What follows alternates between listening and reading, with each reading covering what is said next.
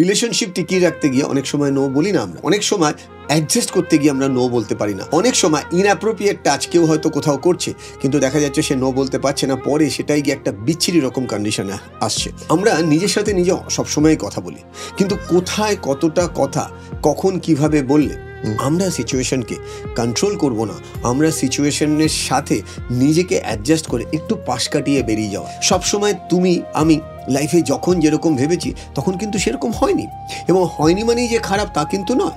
আমি hockey player হতে চেয়েছিলাম, হতে পারিনি, লিগামেন্ট ছিঁড়ে গেছে। আমি চেয়েছিলাম আমি যে অফিসে কাজ করি সেখানে আমাকে রেসপেক্ট দেওয়া হোক, আমাকে রেসপেক্ট দেওয়া হয়েছে কিন্তু তার সাথে ডিসরেসপেক্টও পেয়েছি। আমি ভেবেছিলাম আমি গোল মিস করেছি বলে হয়তো আমার সাথে একটু ভালো ব্যবহার হবে, যে ঠিক আছে তুই ইচ্ছা করে করিসনি, কিন্তু গোল মিস করেছি বলে আমার গলায় জুতোর মালাও পরানো হয়েছে। সো আমি যদি ওগুলোতে রিভেঞ্জফুল অ্যাটিটিউড নিয়ে অ্যাটাক করতাম তাহলে হয়তো এই মৃণাল চক্রবর্তীর জন্মটা হতো না।